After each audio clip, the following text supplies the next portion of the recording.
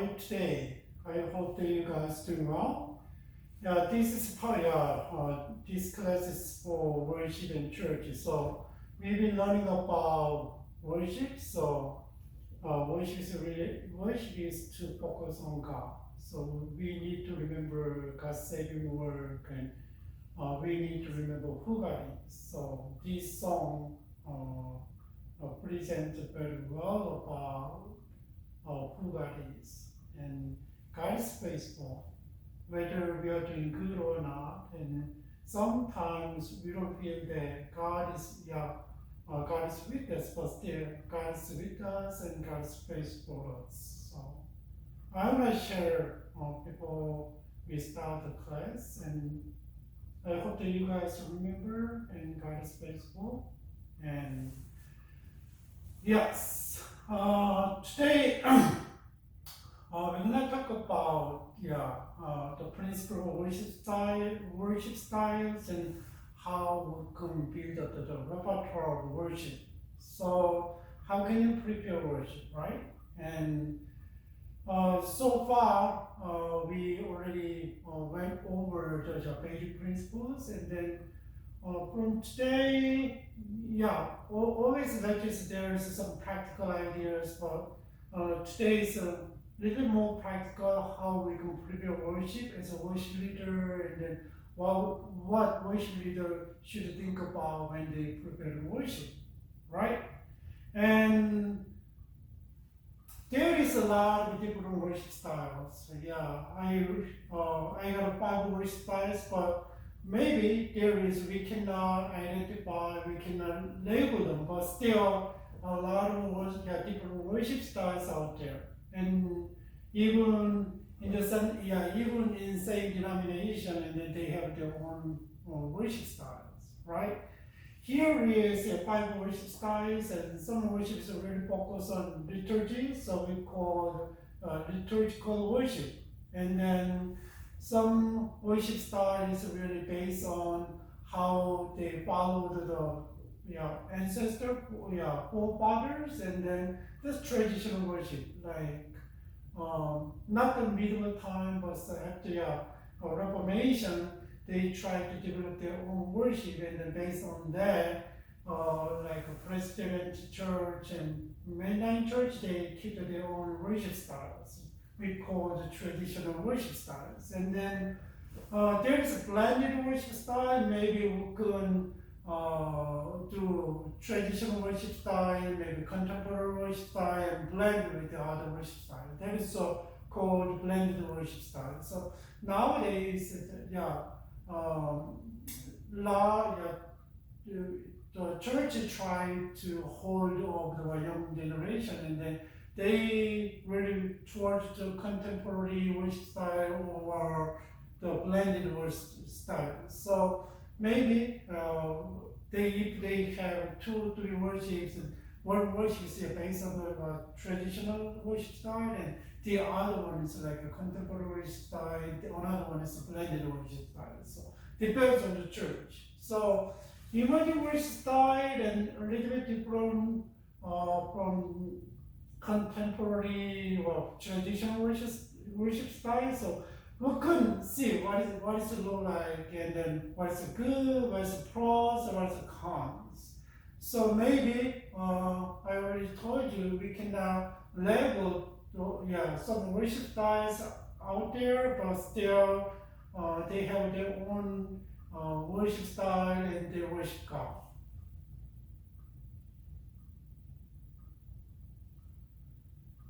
There is people think about the worship styles and really important, and how it influences on them.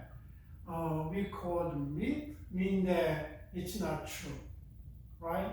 And depends on the people. If you, I don't know, people depends on people who prefer the certain style, certain worship style, right? And people say that. Here is one of the myth. People say style is content, and then they only focus on the content. they don't think about any forms, any other things, and they say style is but just think about style is not what we do, rather it is a manner in which we express what we do. So remember that style is just how we present, how we express our worship in what we do. So style is not content, right? It's form. So style is the way they deal with the content, not the content itself. So people kind of assume that style is content, and they always try, not always, a lot of people try, judge the worship style and worship by those styles, right? But remember that another people say style is structure. What do you mean that? And there is a certain styles there, right? We talk about the 5 different worship styles, and they have their own structure, right? But a structure is nothing more than the giving local kind of flow to our conversation with God. It means that people choose a style. It's not there is no certain structure. Maybe even though like a traditional worship style, and there's a lot of variation, depends on the church, right? Maybe some church added something and some church take out something, and depends on the church preference. So the style helps us how worship goes, right? And flow. So while you communicate with God and just think about, you are interrupted in the prayer, in the listen God's word, and think about whole worship. There's a flow, right? But even though styles different, they have their own flow, right? That is the wow. So style is the language in which we can converse with God, right? It's not a structure itself. And some people think that style has only to do with the music, or depends on music style. And then people say, oh, I like a contemporary music, and I like a gospel music, and I like hymns, but not really. Style encompasses any aspect of worship, including any content. It's not only about music, right? So it means that it depends on music. Try to also categorize the style of worship, and it's not, right? And what about another myth that the style has a potential to bring people together? Do you think so? No. If you have always the same structure, same content, and they have all, but still people are different though, right? Even though I go to other church, but sometimes I try to worship God, but sometimes I don't like the style. Just think about how they build the repertoire, and how they lead the praise, how they pray, and I have my own preference. But because I cannot say exactly exact church that kind of have the worship style. I cannot see it. Sometimes in certain level you gotta compromise. Maybe you don't like a praise team, but you like messaging, and then kind of compensate it. But sometimes you like praises, but sometimes you don't like message, and kind of compensate it. Right? So worship is not just a message, the preaching. Worship is not just music, right? And worship is not just a prayer. So we already talked about the element of worship, right? And think about from the gathering to sending. There is a flow there, there's each function is there, right? And so what draws people together is being in community with other Christians, the gift of God's grace, not the offering of some small response of the style, and it's not that one, right?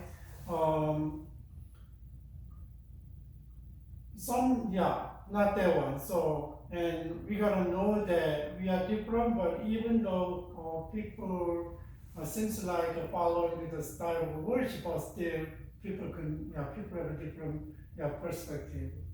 Another one is the style impacts church growth positively. True. Sometimes,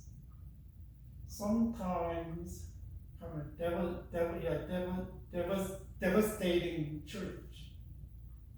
And just think about one movement is really popular among the churches, and many churches try to adopt that one, and what? People don't like it. They left. People start leaving the church, right? And just think about the spirit of the service is more important than the style or types of music used. But people always think about, we don't use a I don't like the contemporary music, and I need to find the traditional styles. Maybe people go to, but I say, I need young generation. I like the contemporary music, and it's too boring and traditional styles, and then I need to find the church that I'm looking for. I can fit into the church like that, but it's not. So there is a trend among the Christians, and they follow what they like. And then if they like music, and then they find the church, they go. If preaching or sermon, and they follow. Sometimes the pastor moves to another church, and they follow to another church. What is a church? Church is an established church. And church doesn't change, church is not changed by what? Trend, by message, but church is itself, always there.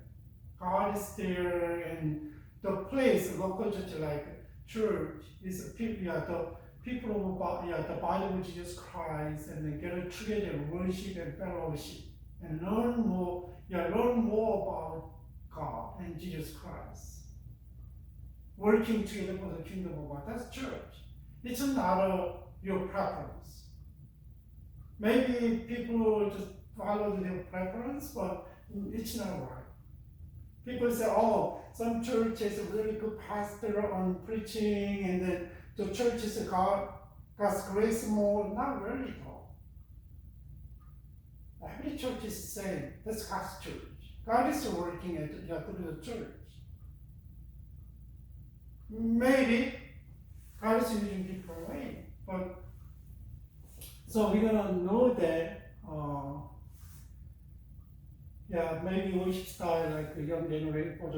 Now the trend and music trend and other things, the programs that maybe affect church style. And then I consider the book that if you wanna make a mega church, and then if you wanna maintain mega church, so how you can do it, right? I still remember if you wanna kind of keep the mega church, and then you wanna raise your bar to the mega church, and then they need some elements.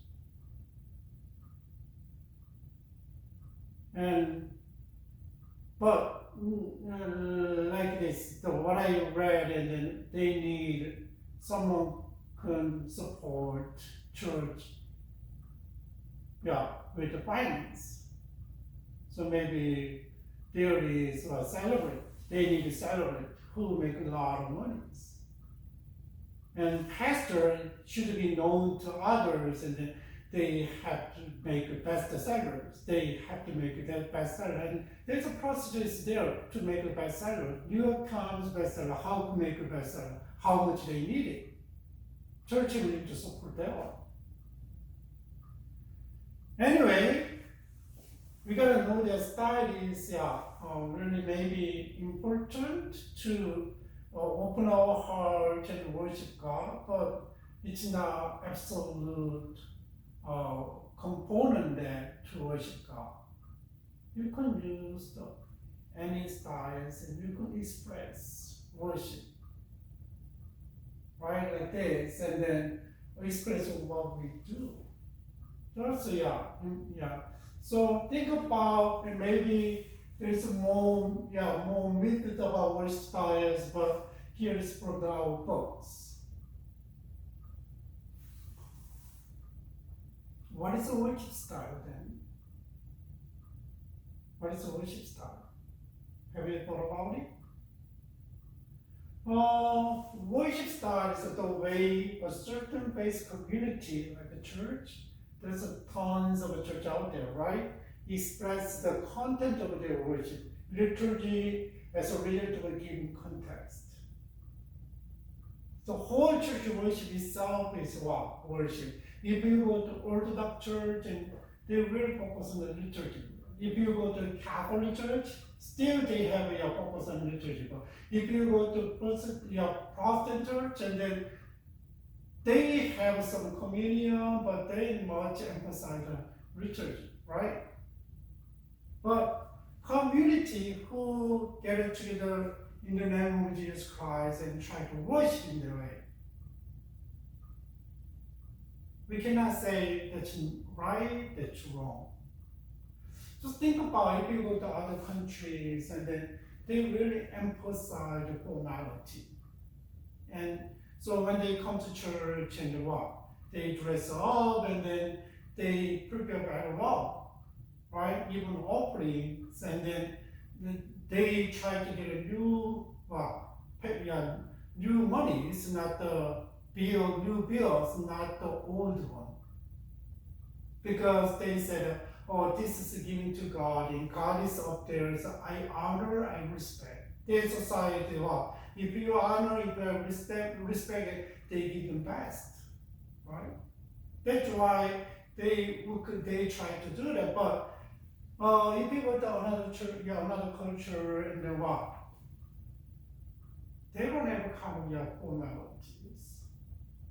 Oh, they just come to church in short sleeve and short pants, and sometimes wearing the flip flops, and then sometimes they are chewing during the worship. And but if you go to the former culture, they don't even think about it. That's why there's a lot of problem at church. And just think about older generation, and they really stick onto their culture, how they grow up, and what they learn, how they think, how they live, right? And but think about the young generation influence from the other cultures, and they follow their trend and different from the older generations. Even though in the same culture, right?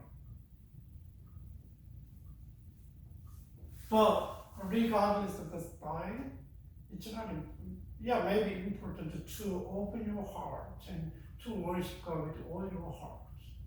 But whether you like or you don't like, and then when you worship, you can worship God with humility.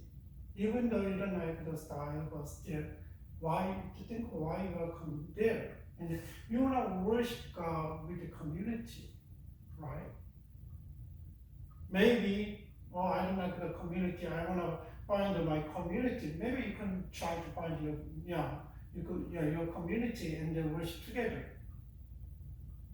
But always think about style is a style, kind of way of expression to worship God and to communicate, worship God, which is to communicate with God, right? So here is a certain faith community refers to an established group of people, large or small, who constitute a regular worship community. So most often that of the local congregation, that is a faith community though. If you, I don't know, I think mostly you guys went to church, in church once, maybe different context, but still there's a church. Maybe there is a church buildings there. Sometimes there is no church building. Maybe they gather together in someone's house, but still, as a body of Jesus Christ, that's a church. And so, content of worship refers to those things that may local church includes as normal typical worship. What they have, praise, sermon, and prayer, and offerings, and announcement like this, right? That's content. And so think about as a result of a given context suggests that one worship style grows from the context rather than determining the context. From the context. Not the worship style doesn't determine the context. It's the opposite way. So think about what is a faith community and what is a content and what is the result of its given context. That's why worship style is really different. And if I go to, I'm attending the Latino church, and their worship style is different from my church in the American church, and there it's similar but different. The content of the music is different. But if I go to one of the immigrant church or Asian community, they are different from the Latino church and from the American churches. It's a Latino church, a lot of Latino churches was a Pentecostal, and they're really passionate and enthusiastic. But if you go to Presbyterian churches and then Reformed churches like that, and they're really calm. They try to listen to God's word. And culture is different, right? That's why context is really important. So when you go to just maybe Americans go out and then see the other cultures and worshiping that, and then maybe it's hard to understand. Because I had experience when I went to Africa, and then I see that the worship is 3 hours, but the opening is almost 30 minutes. Dancing and music, and everyone is coming out. And just here and then nowadays, and they run passing around the basket, and when they come in, there is already they prepare the box and then something, and then they put it in and coming in. But in my church, another church is what they passing around the open basket, right? And then an African church has kind of they come out one by one, group by group. They assign called group by group, and then one by one they give them offering to God. With music, with the dance. I never seen that. But don't make a mistake though. I grew up this style, I have one style, and this is truth. And don't force this one style to other context, to the other context. I still remember the video clip that American missionaries went to Africa, and they built a church and they have a worship, and then I can see that missionary wife playing the organ. There is no piano at the time, and as a pastor, he's wearing a suit. It's very hot and sweaty, and then leading the worship. But around 30, 40 congregations sitting on, and they sing the hymn, singing a hymn, but sound is really not nice. They don't hit the right note. And just think about 30 people is together, and everyone has their own voice, own tones, own notes. Because they are not used to kind of culture. Maybe their culture is snapping the drums, and then maybe the music, right? If they take that one, maybe people are happy and maybe dance and maybe was thankful and happy, right? Joyful. But just think about they don't know, they're not used to it, but bringing missionary abroad and form of worship and they singing and then it's not easy. That's what I'm saying, the worship style. It's different, but the context. We gotta remember context and respect the context. Maybe if you have your own context like me, I grew up in the Presbyterian churches. But when I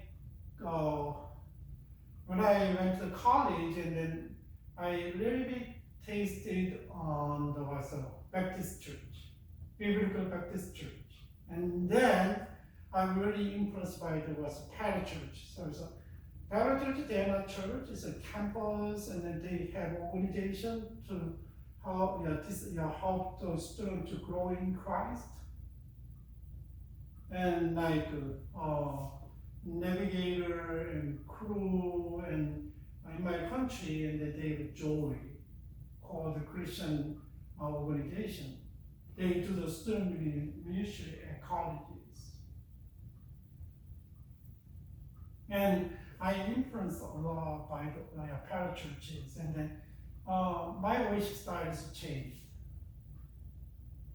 And it should change to contemporary worship styles. And then when I go to my old church, because while I was in the seminary school, and then I served in the youth group, youth student, and then college student, and they follow the kind of a part of the traditional worship style. Sometimes I have to go into the worship, whether I like or not. Right? Style doesn't matter. So let's think about the worship styles one by one. And here is a liturgical worship style. A liturgical worship style is really, they really focus on the forms, certain forms, and then really to the God. Try to respect God and honor God through the certain things doing.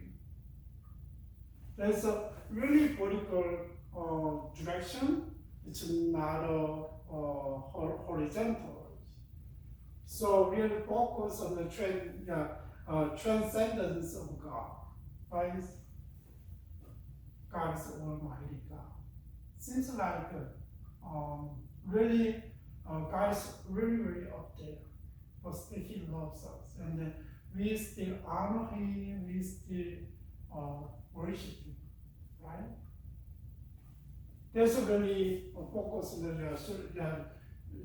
transcendence of God, and then this worship style is now the worshiper centers. Okay, this is symbolizing something, and this is do because of this is really not for us, and then for God.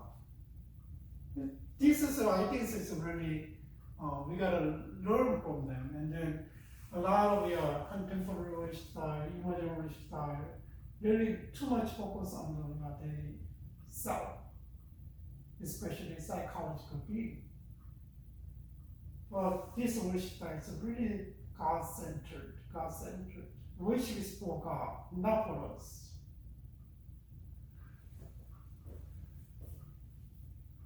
There is usually classic, classic prayers and hymns and anthems. They use that one. Maybe sometimes they use the prayer books, and sometimes they use a hymn. It's not a contemporary songs. But like if you go to Catholic church, I never been to Orthodox church, and weekly or frequently they do the Eucharist. And whenever they come and they remember Jesus Christ, the Last Supper. what Jesus Christ has done, right? That is a Eucharist. And so the liturgical studies a prominent use of the symbols, or this symbolizes something. That's why they use a lot of paintings on the walls. And use of pediment and intentional placement of furniture and symbolic architecture, right? Can it make sense? And think about Middle Ages, why the cathedrals are really grand and magnificent. And there is really a lot of things congregations participate who can worship and they do something, right? It's a part of them and they come out there. But if you go to like a Protestant church nowadays and sitting all day and just follow, sometimes just listen, that is a little bit different though. Maybe more participation for the congregation, and the liturgy is built here holistically as a prayer. So whole process is offering to God. That's their prayer. That is so, if you go to Orthodox Church and then a Catholic Church, and you can see how they emphasize liturgy and they follow. A little bit different, right? But this style is really highly scripturally based and based on the God's word, but still, even though they use a lot of the symbols, but scripturally based, and then strong sense of reverence, really honoring God and respect God, and then larger objective. Already something is set up, and they remember why we are doing, and just already said it. Not depends on the preachers, not depends on the worship leaders. And there is a sense of worship communities and the worship content and order strongly resemble the other church worship in that denominations. Right? And one of the examples is the Orthodox Church and Catholic Church. And highly participatory. That is a liturgical worship style. But that one is what is the cons and neglect the horizontal dimensional worship. Think about with the other communities, only focus on God and sometimes no fellowship and no kind of sensible working worship together. But still they will pray together, and they have more focus on the whole setting that they have. It is different from the Protestant church. Maybe provide less flexibility for the contemporary expressions. Already set, already symbolized, and then already designated, right? That is a cons. So I remember once or twice I attended was the Catholic Church. I never been to Orthodox Church, and then they are different though. They are different. They a lot of there's a similarity between the Protestant worship and Catholic worship. But Catholic they already emphasize that the liturgy. They want to have worship with the liturgical worship styles.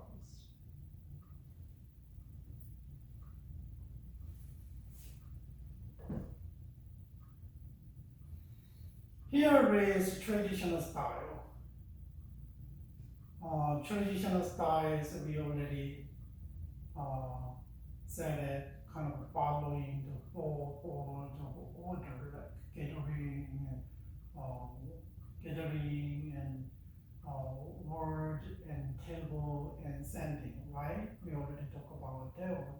So nowadays, and there's no table on Sunday every Sunday, and some maybe depends. Depends on the church, and some churches every Sunday, but my church was a month, and also when I was in Korea, and then maybe it's very special occasion of East and it was a Christmas and very special occasion we had table. So it depends on, right? But there is remember that the four elements of the styles, and then really based on the hymn, So liturgies now they have songs, but not like hymn based. Traditional styles always choir still when they start, and then before we listen to, and then right, and sometimes and also different age level choirs there, sometimes instrumental ensembles there, and bigger and more people there, and there is orchestras there. Sometimes they hired was people, musicians, and play like that, and choir too, right? And sometimes we hired conductor for worship, and sometimes we soloist and pianist we have to pay for it, because church doesn't have a volunteer, and then who made in piano, who can play the level, and then there's no, and then we hire part-time conductor too, and there is a soloist there, maybe usually one, and then lead the whole song. And so there is a use of the standard choral literatures, and then still they follow, and then primary instrumentation provide the organ or piano. At that time, it's a traditional worship style. So when I was young, there is organ, but when I was high school there, and then church got piano. So different. So I remember I tried to learn the piano, and whenever I had time, so I went to church and then played the piano, basically. So that is the kind of primary instruments at the time, and then it's the 70s, and they don't allow to play guitar on the podium, and they don't allow to play the drums. That's a satanic instrument. They believe that piano is the only holy instrument.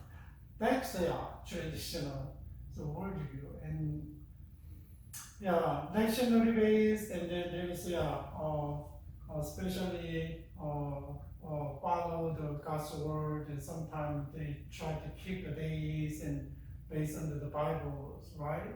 Not all the time, and but use the standard prayer types, and maybe offerings, and sometimes a prayer of confession, and sometimes Lord's Prayer, and then and sometimes depends on the church style, and someone coming representative prayer for the worship, and someone coming out and lead the prayer. Usually elders on Sunday, and maybe deacons, and then other worship like Wednesday, and other worship, and maybe deacons, and coming out and pray for the worship. And usually, my experience, we don't use the Lord's Prayer on Sunday, but Sunday main service they don't do it, but maybe Wednesday and was another Friday worship, and then they finish with the Lord's Prayer. They don't have benedictions. different. So if we wanna experience the traditional styles, not many churches here, but maybe people to PC USA, a Presbyterian church in USA, and then we call it PC USA, and then there is, if we, especially once a congregation is old, and then usually they stick on the traditional style. So I already told you my daughter's experience, and my daughter's friends is pastor, and then she went to her house, and then she spent on Sunday in her house, and they went to church together. So she said, Daddy, and they don't even clap hands. Just sitting down, just hymns and pianos, it's really different, traditional styles.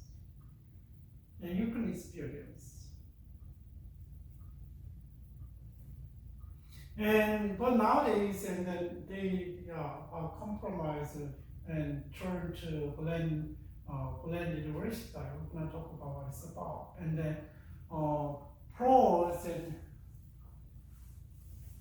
they followed what's usually they followed what's the reformers, right, traditions, and then really use a rich heritage content, really focus on God's word, and hymns and praise of the treasure trove of the good theology. So really kind of good is contain a lot of theology, hymn, not based on our emotions, but little bit different from hymn and contemporary songs. And that is really sometimes really heavy. That's why you cannot feel, but that's why young generations say it's boring. But maybe music itself is too simple, but still contains a lot of good theology. It's really more objective. What do you mean? They already said, and not subjectively led by the worshippers, and already set, right? Style is set. Tends toward intercongregational. So it's a little bit different from the liturgical worship, and they try to worship with next generations, but it's not easy. What are the cons? Cons is what? There's a tends to ignore the fresh creativity of present ages. What's the contemporary style, and the band is coming and play, and like what? Concert. Right? And sometimes on the stage, a fog is coming out, and there is a light is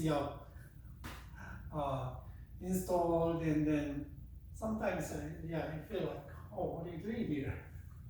For me, and that's one of the cons. And then may tend toward the performance worship because of the high involvement of the choirs and special music.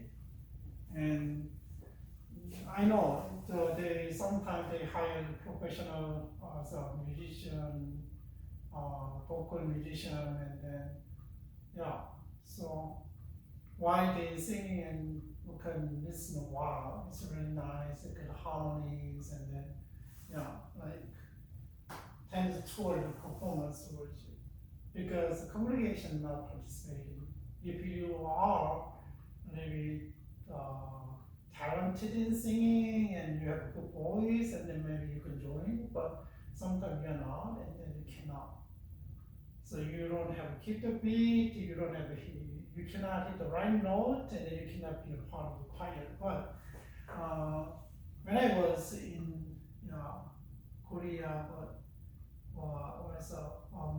I was high school teachers, and then we have to go early in the morning service, and then we have to be there at church by 6 o'clock and practice also the choirs and then songs, and then we have to go to service. After that, we go to youth service, and then was not many choices. Even though we are not that good, just follow music and it's okay. Just to be a part of the choirs.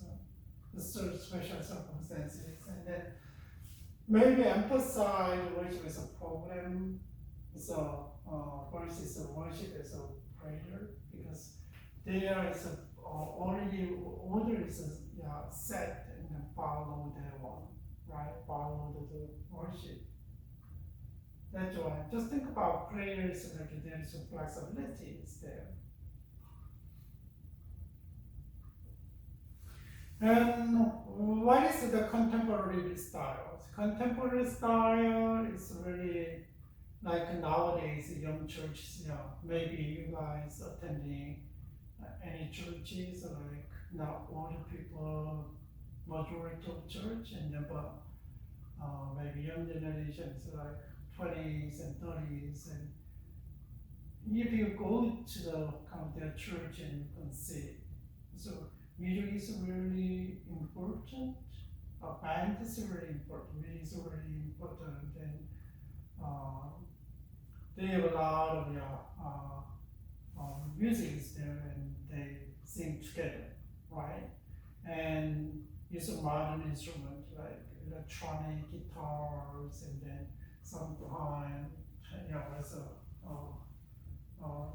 there's a guitar and usually synthesizer and piano. Not them, they don't much play the piano, but keyboard, right? Drums, bass guitar, like that. And usually worship is led by the praise team. There's usually they have auditions, and you need to be keep the beat and pretty good, nice voice, and then you can join it. They have orientation, auditions, and praise team, led by praise team, and focus on the kind of immanence of God. Oh, God is here, we worship Him like that. It's like really, really intimacy with God, right? It's kind of created, and tends toward the very subjective. It's not already set, and they can change, and they can change the staging, and they can change the instrument, and my church sometimes they want to really go back, and then not any instrument, just a piano, and just to lead the praise. They try to give them different taste of music, and sometimes make it simple, and and that's really subjective, and then they use a choral and contemporary arrangement. I already told you, like a stage, right? And light and behind it, and decoration. Sometimes I don't understand why they decorate like this and what it means, and they never explain about what it symbolizes. And they use a different light, and then sometimes when someone is a leading singer, is like concert and spotlight on the singer like that. It seems like I don't like it. You could sense it, yeah. I know. If I want to see that one, I can go to concert. I don't have to come to church, right? For me, it's really bothered, and kind of maybe a lot of people like it or not, and sometimes the dress code is really not acceptable to me, for me, but everybody's, a lot of people is okay with that. But dress code, and then code, and then, a little bit different. It's a casual in tones and appearance. They don't wear the suit. Uh, but I can see that usually who are really dressed up in my church, and usually I try to kind of align, kind of fit into their cultures. And when I go to the Asian immigrant church and I don't wear the tie, but still try to wear my jackets and slacks, not the jeans, right? And like that, and then little bit respect their culture. So when I go to my church, and then simple. I like a Hawaiian shirt, and then try to wear the Hawaiian shirt and jeans. Sometimes, yeah. Usually I don't wear the slack much. Yeah. Like this, it's really casual. That's why sometimes I'm really bothered by someone who is chewing gum during the worship, and then sometimes they are kind of serving as what's the oysters and then offering, and then still chewing gum though. It's really bothers. And then sometimes they have some terms that they did something, and then seems like they were short and sneakers, and then short sleeves, and then it's really very casual. I know, I heard his special circumstances, and before he kind of joined the leadership, and he already talked to the pastor, it's okay. And that's already casual though, right? It's already casual. And that's a contemporary worship style, and usually nowadays most American church has it, but even though there's American churches like a Presbyterian church and some other churches, and then they really conservative, want to keep the conservative, and then they don't follow contemporary worship style. But usually if you go to big churches, and then like my area, and Carter's Church, and Seacoast Grace Church, and then if you go to Albines or New Song churches, and then minors churches, and just adopt the contemporary styles. And what is false and then good things fosters intimacy with God. I already told you, right? And then really focus on the immanences of God, and then promote joyful worship, and not just passive, and then band is coming out and playing and like this, and then think about seeker-friendly, that people who really want to know Christ, and about if you go to traditional church and feel like you are the alien, feel like you are the aliens, but if you go and the church is really very comfortable, and everybody can get along with it because they are used to the kind of environment. Band is coming out, singing like that, right? And that one. And then connected with the culture in use of the technology, and different though. And I can see that, and I know nowadays young generation goes to really concert, and then my friend, he is over 50s, and then he said that he invited me to go to K-pop concert last week, Sunday, and then I said, I don't like that one. So I know a ticket was really expensive, and then she was really good seat, in front seat, and then I don't like the music. And then so I said no, sorry, and then I think he took the other people, and he said, he said, I told him that you are the oldest people, huh? And so he said, yeah, I'm the oldest one. So young generation, but he said he enjoyed the show, and really, and then but if I go there, maybe kind of it's really chaotic to me. I don't like the kind of concert, big band concert, and then maybe usually I go to operas, I go to orchestra, and I go to other kind of classical concert, but I don't go to those band concert like that. Anyway, that's why.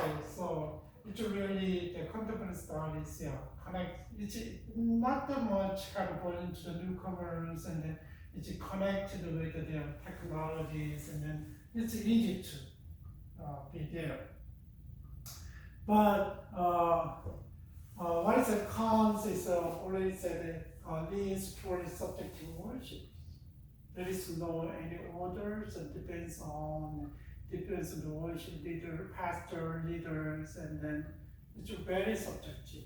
And also, and if you go to traditional style and liturgical worship style, and there's a set why they're doing it already there, but there is not. And too much about what worshiper does, and too little about God's stuff. It's really focused on the worshipers, right? And that is kind of we are losing the worship. I know they come maybe kind of consistent in the was a Christian community, and they celebrate worship, but that's my point is that they enjoy, they celebrate, they happy, and but it's not all about what we want worship extended our life, daily life. We gotta think about. So we gotta really focus about God, God's saving work, and who God is, right?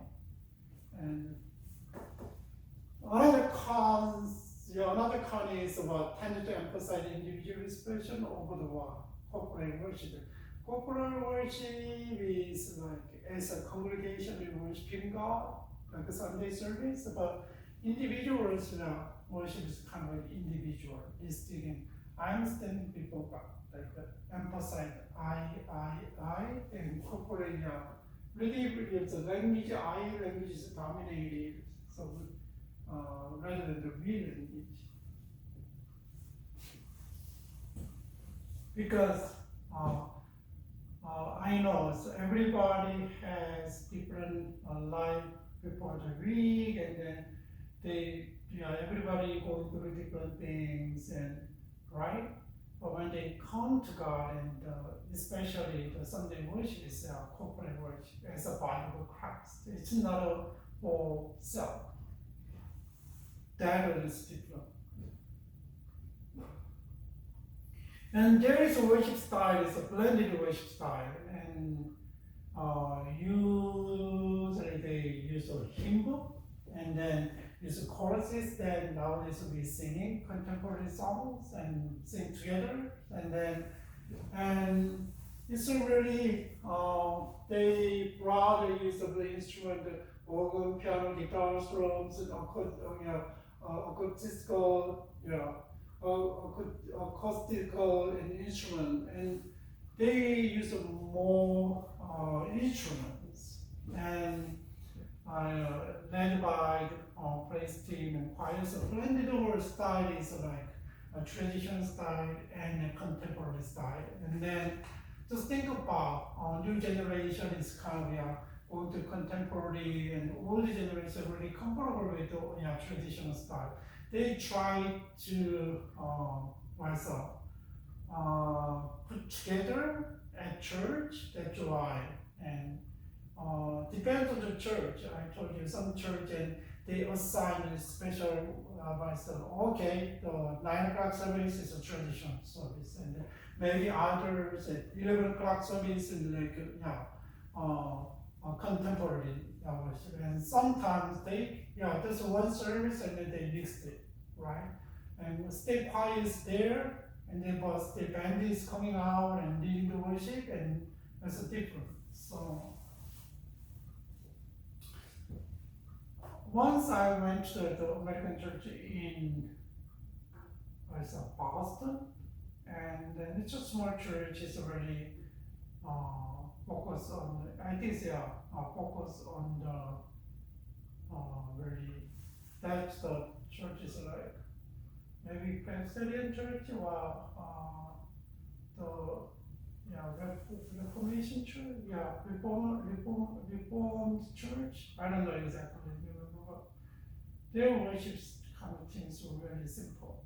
Not many people, just one worship leader is kind of playing the guitar, not guitar, and one singer is there and piano is there, and then sometimes when they sing the words of the hymn, and worship leader kind of seems like conducting the songs, and then whole people kind of bound the conducting and worshiping God. So it's a little bit different experience, but usually when you go to traditional church, and there was a choir conductors there, and then when they have a worship and leading the hymn, congregation songs, and then they turn the back to the congregation, and they conduct and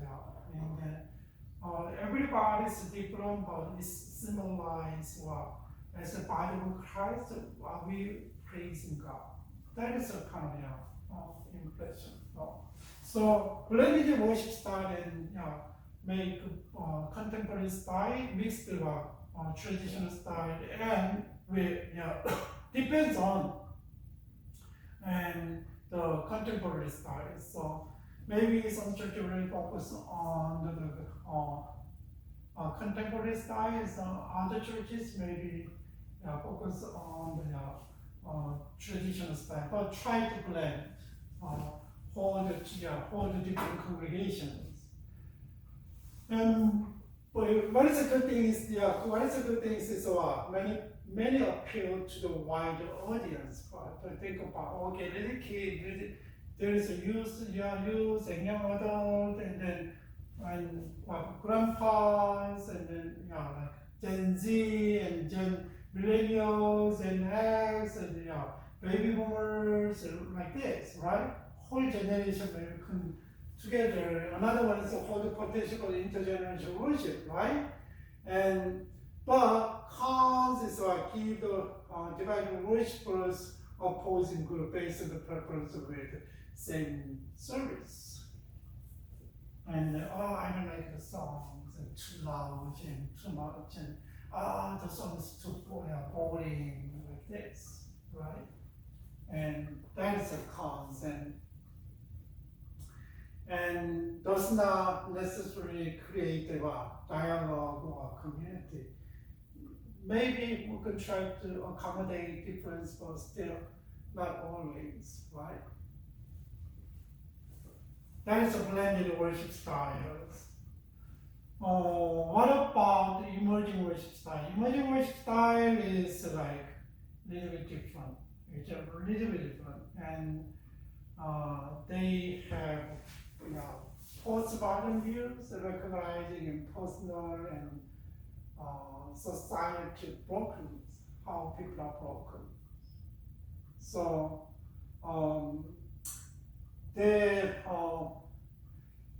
don't have a really non-idealistic about the human spirit. They are broken, right? And they really focus on the value of use of five senses in worship. So seeing and touching, all kind of things. So sensory in very nature.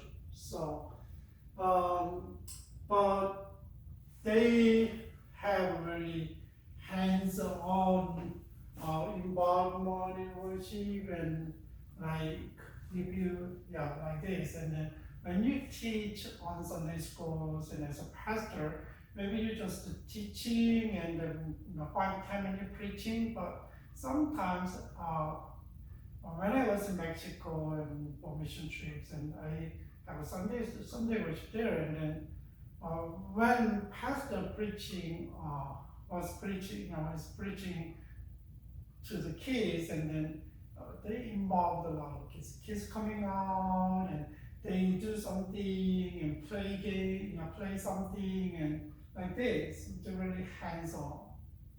So think about they have really use of five senses, and sometimes they use dramas, and sometimes use a skit, and then really, yeah, experientials. And then the communally led, communally led, rather than the hierarchical worship leader, and then just think about and traditional worship style, right? But this community, everybody can come to part of worship and lead worship. And emerging worship styles views contemporary worship style as orderly, self-referencing, focus on human need, feeling, and desires. They said, "Oh, this is not for worship," and they see that the contemporary worship style like that, and then they appreciation for the ancient form of the worship, but interpreted in contemporary ways, and they try to reinterpret it and use their one, and they really appreciation for the old art forms. They use the art form for worship, so consistently experience God, and maybe dance and there's a worship still, praise team still, dancing team still, and dance and little different. But still, think about how they try to go back to the root, right? And has made interest in technology, but technology as somehow artificial. So they want to use moderate, not depends on the technology like contemporary music. Strive to engage people with the persons of Christ, emphasize Jesus Christ, persons of Christ, and then worship as a realignment. I realign with God. God does not realign to me. So try to align with God. That is emerging styles, and then maybe not many churches you can see that one, but if you go to emerging style worship, and then it's not a contemporary worship style that we can see nowadays at church, but there's a little bit different, there's a little bit different. So maybe you can Google it, and then you can see how they do, and then it's not a contemporary worship style like based on the vision really emphasize, but still they use all form of art, and then they use the Asian form of the worship styles, and then they don't like the contemporary worship styles, right? And that is emerging style of worship. But another thing is really values the use of the all sense of worship. Think about not focus on just the preaching on God, right? And plus, what's the good things? One of the good things are really participative, and then people can participate, not just a few people are in worship, and then different people can participate, they can feel, they can see it, and then they can appreciate a lot of different worship forms, and highly sensory engagement, in cause and many levels, and then that's a really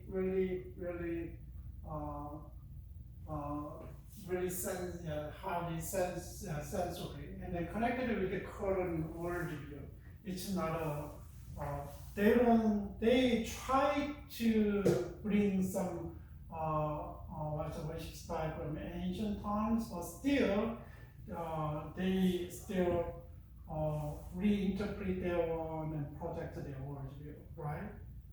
And cons, where's the cons, and then negotiable roles of the Word of God, with sermons and teachings about maybe they don't emphasize on the preachings, but there's a lot of art forms and different ways they can worship God, right? It's a little bit different from the Reformed Church and so interpretation of the word of God by community, not necessarily by the someone called to preach and train in homilies. It means not pastor and open to someone and maybe and someone who can preach interpret the word of God by communities, right? Not limited just to pastors, they say. And tendency toward being individualistic. It's not cooperative and then corporate. And worship doing individual worship, to think about as the congregational unit doing the worship, actual community, but this one is a little bit focused on the individuals. Now, just think about they use a lot of different things, and then it's hard. They respect individuals, and then it's hard to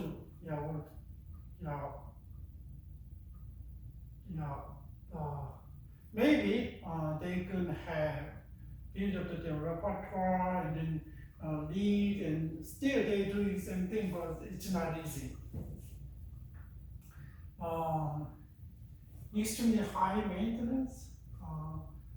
Just think about they change stages and different way of expressions, and really high maintenance, and then requires a lot of planning and funding and creativities, and viewed as the ladies the fat, try to keep it longer, but fat is not the longer.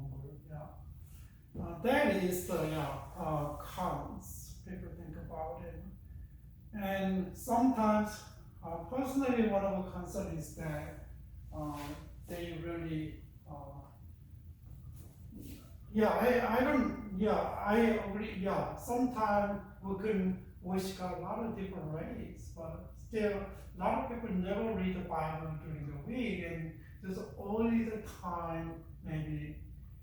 Listen to God's word, but I don't want like 1 hour and maybe 2 hours, 1 hour just to listen to sermon, and I don't like it, but still, we gotta teach the word of God clearly, whether it's a 10 minutes or 20 minutes and 30 minutes, not the personal opinion, not the moral lessons, but we gotta teach about God. We gotta teach the Bible though.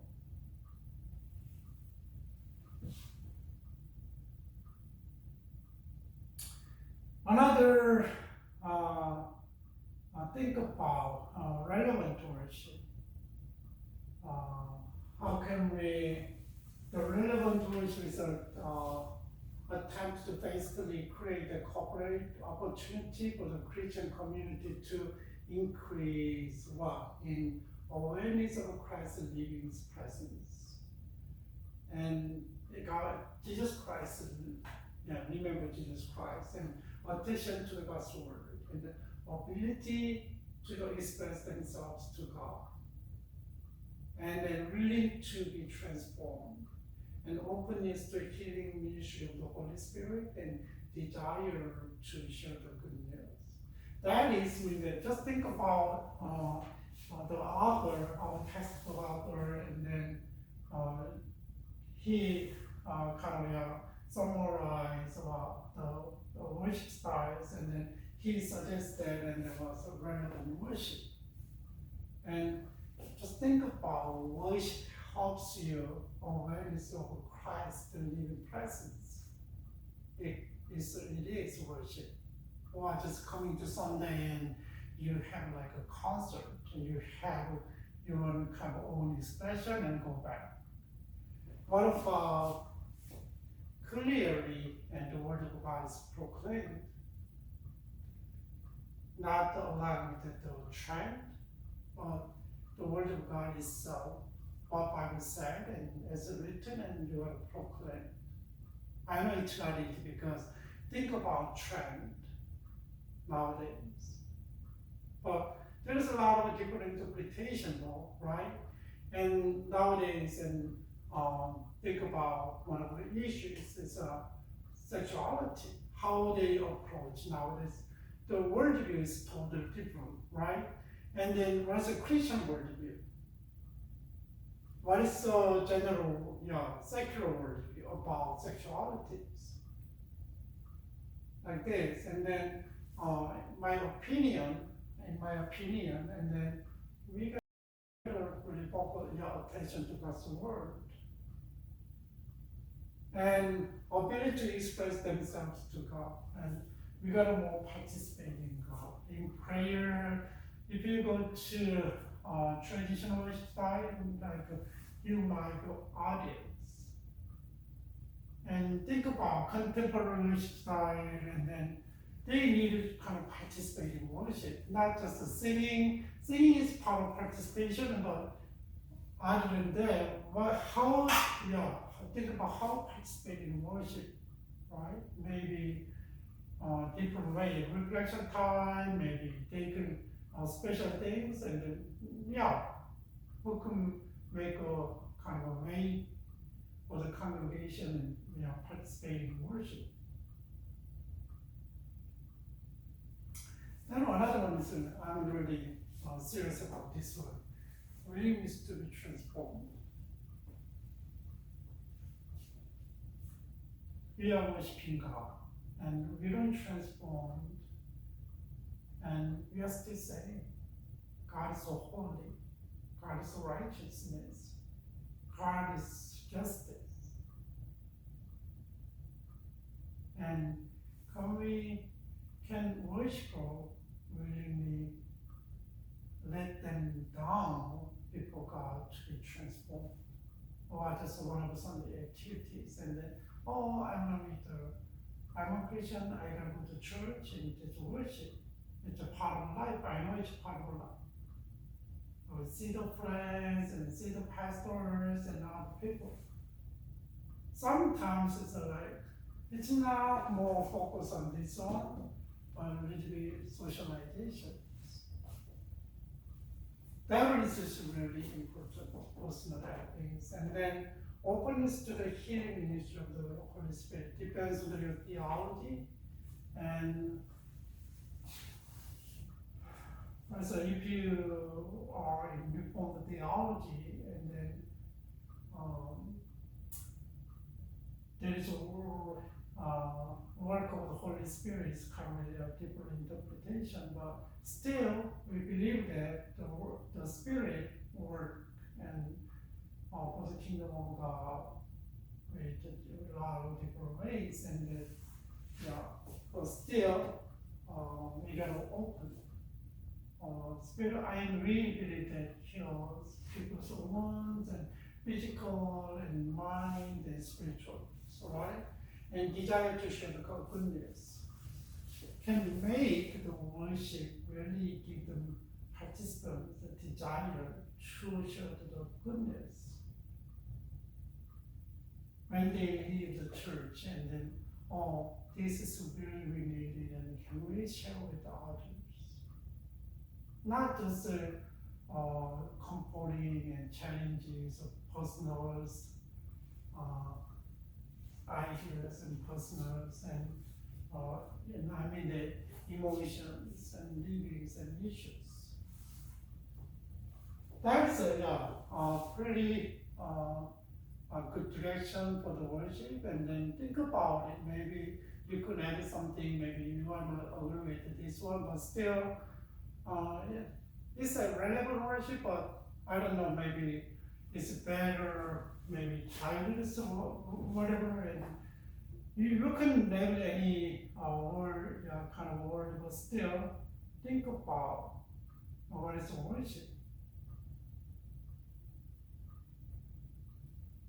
And there is how can we build up the worship, and especially what is really worship is important was worship leaders and preachers. Worship is really important. He is whole worshiping Whereas a preacher is coming out and just giving a sermon about teaching about the word of God, right? So pastoral musician is really important because who is a pastoral musician? The leader who developed the skills and God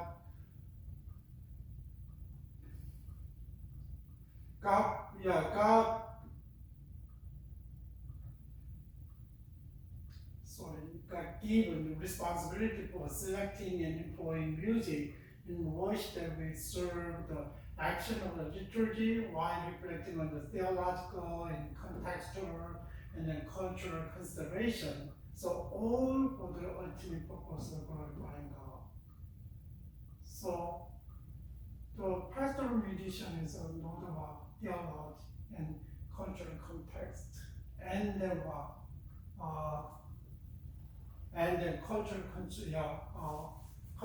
contextual, and then cultural considerations. So not just playing the music. Maybe some one is really like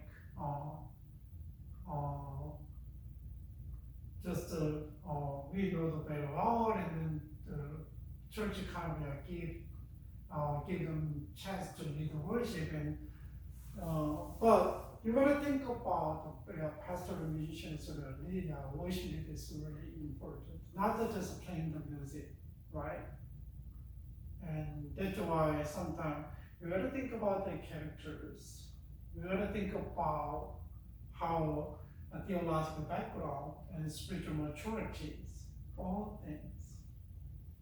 So it's really important for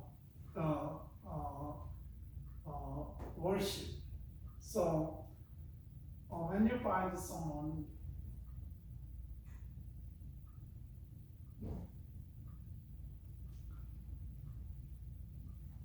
we're gonna see that he embraces the living Christian faith, right? Suppose. And a pastoral musician has a developing spiritual maturity, of course, and has sense of a vocation called to worship ministry, right? Nowadays, and then if we go to small church and then maybe there is a worship leader, they're already in charge of the praise, and then they're not gonna lead the other stuff. A pastoral musician is like a part of a pastor, and then leading the whole worship, so it's different. So, and that's why we do vocation callings. And someone's kind of he played and musical kind of talent is there, and the lead worship, and then join the pastoral staff. But think about theological kind of training, and then think about spiritual maturities, and then if they are qualified, then they can hire this, and then understand the relationship between music and liturgy and worship. And without that one, it's not just playing the guitar and sing a song together, right? Understanding the music is servant of the text, and music is not above the Bible. Also, music is what servant of the text. Maybe they don't like it, but I like it, the expression. Yeah. It's accountable to God and to others for excellency. That's true. Not just there, but keep developing the skills and keep developing the heart, and then the good relationship and helping and attitude, right? And views and duties holistically, so with the sense of the larger purpose of the worship, and just think about and hold worship and sometime and follow the Christian calendars and days, and then and keep the Christian faith flowing through worship. There's worship leaders. So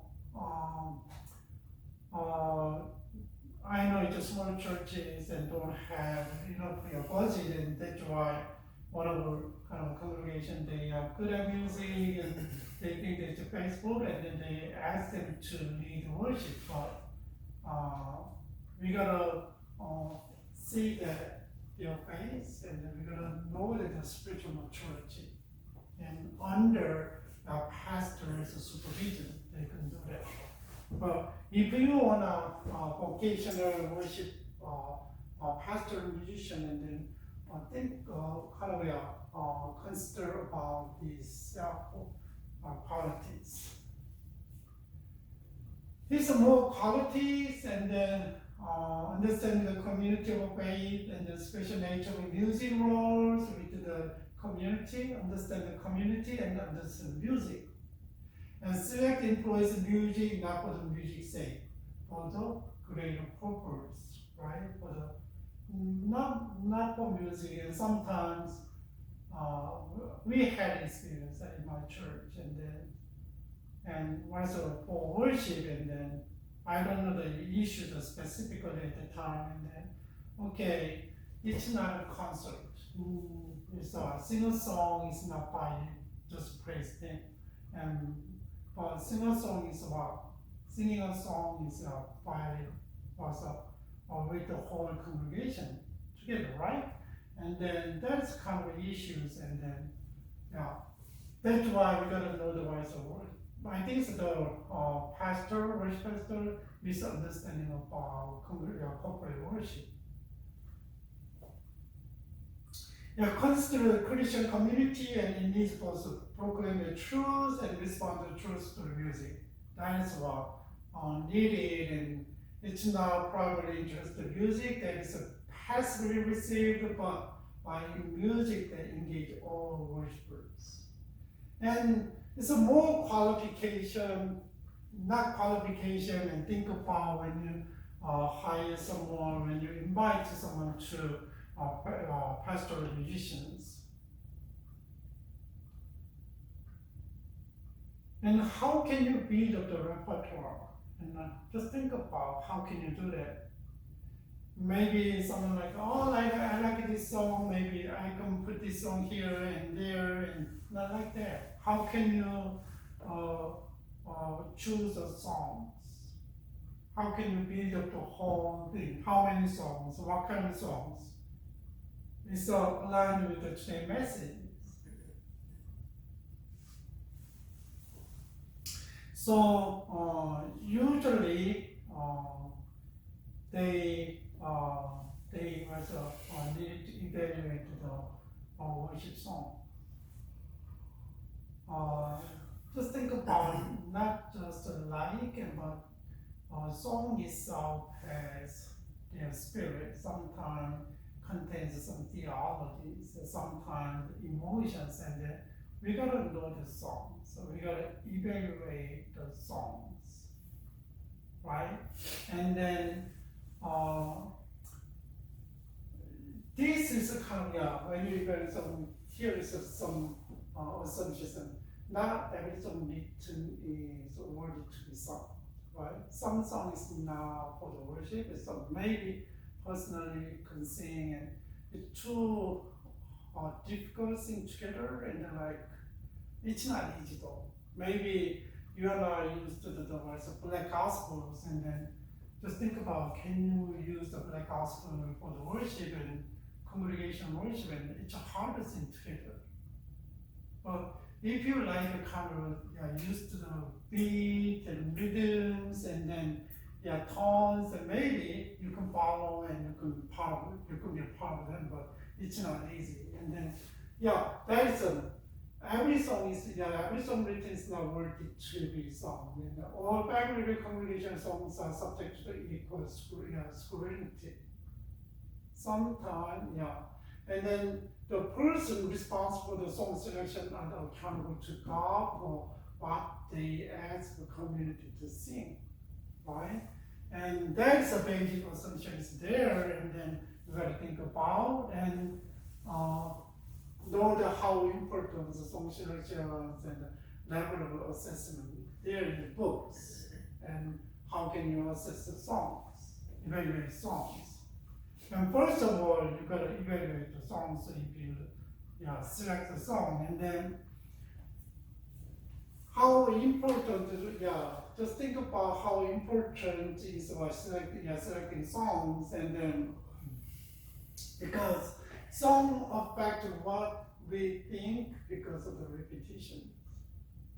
Maybe just think about really focus on your personal emotion, but sometimes if you think about how great our God is, and keeping and repeating is think about our focus is really God, but think about song is really personal emotion, what song? Like when the music plays like this, and then there's a lot of songs that personal expression, and then just influence songs that keep repeating and singing, and then it really affect the people, right? And then when music is added to the text, and then emotional element is introduced that cause great attachment and to the message of the song. That's why. And sometimes song is a personal expression, but sometimes as it is from the Bible verse, and then you can use, and then music, added music, and then what? And when you're singing, it's really effect, right? And think about more. So that's why it's really important. Sometimes emotional element is introduced and cause great attachment to the message of the song, right? That's why we gotta evaluate the song. And sometimes it's too much, and it's hard to focus on God, but focus on yourself. And shaping the congregation theology by the text they select. And it's really important to know. And someone said, this song is not like align our theology, but we have to sing, we have to sing a song in our worship. That's a good question though. So, really we repeating, we singing, and it kind of, affect shaping our theology though, right? That's why we gotta know the lyrics, and we gotta know the song very well. Here is a level of assessment is like this, and then there is a theological aspect, and there is a lyrical aspect, and musical aspect, and some considering the cultural aspect.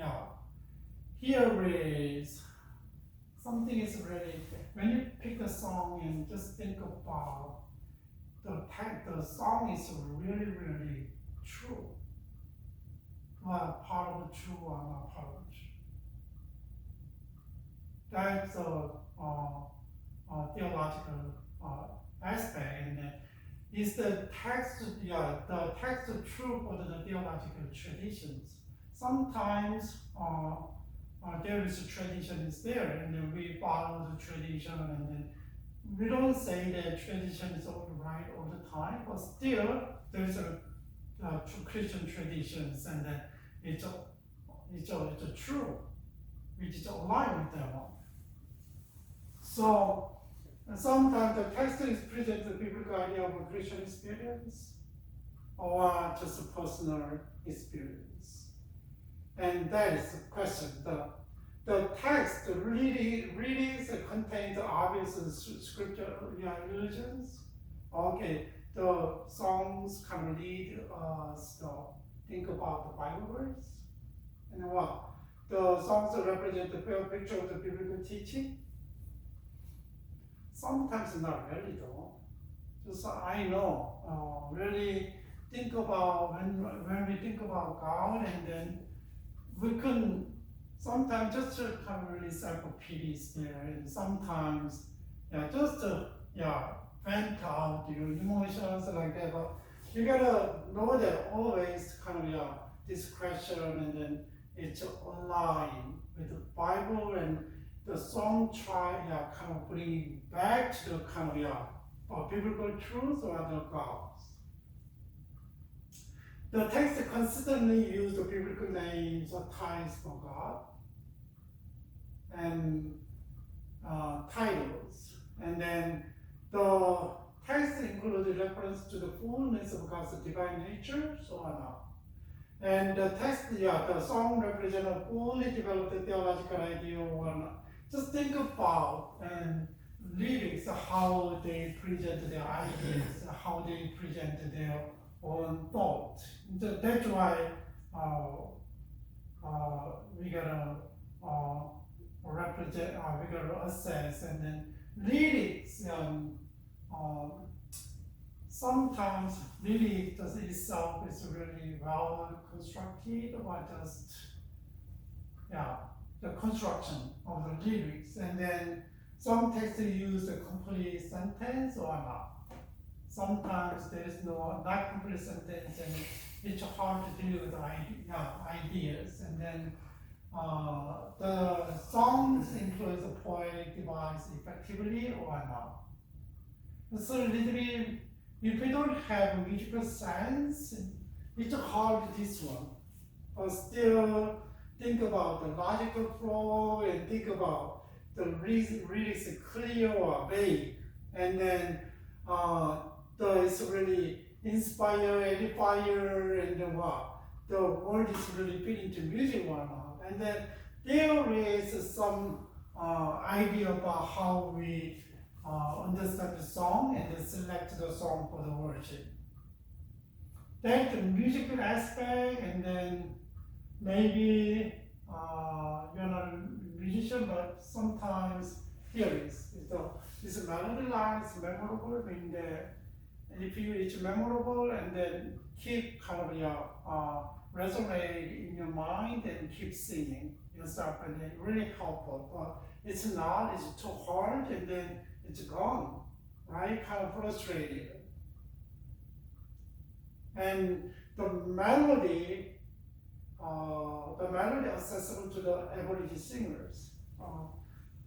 Just think about people like music and listen a lot and maybe sing, just follow. But some people, not really. So it's accessible to the average singers, and then mean that maybe common to others to sing together.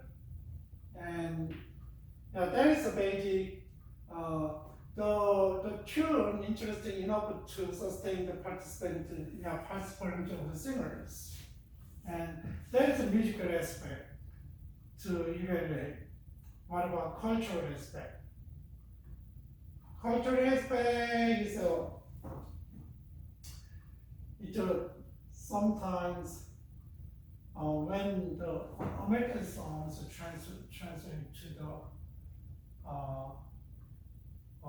other countries, the language is kind of actually weird. The heart of the music, when the music play like this, that is kind of translating Koreans.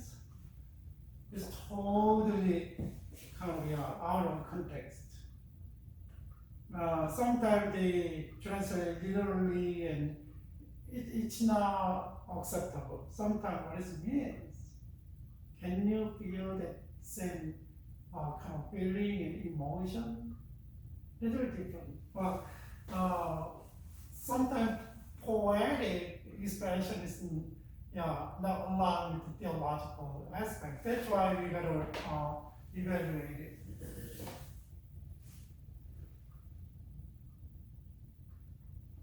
So when you pick up the song, the song represents the perspective of my worshiping community, right? That is really important. Considering cultural context, understanding the role of the congregation song. So think about, it's not just song. Song is part of prayer, and then song is part of God reveal God's revelation, and then our response together, like the word of God. And that's why.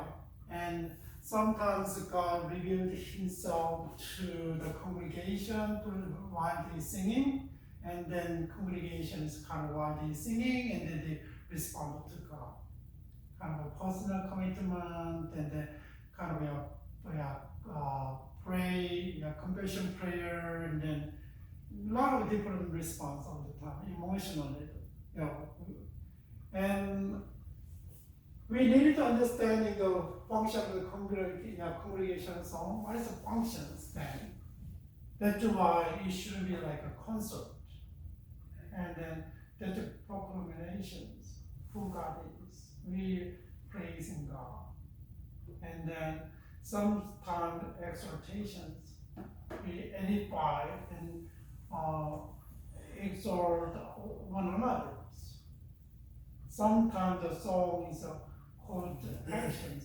We gotta do something, right? Yeah, there is a function is there, and then we gotta understand this one though, not just melody and not just readings.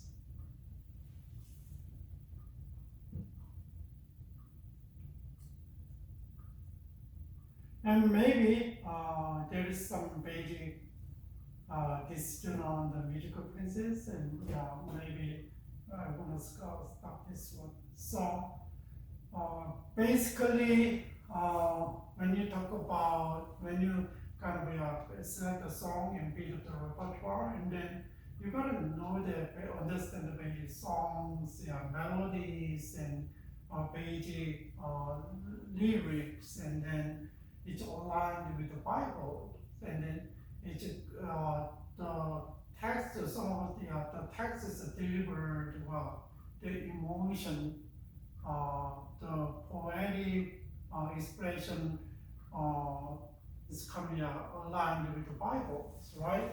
And that is really important things.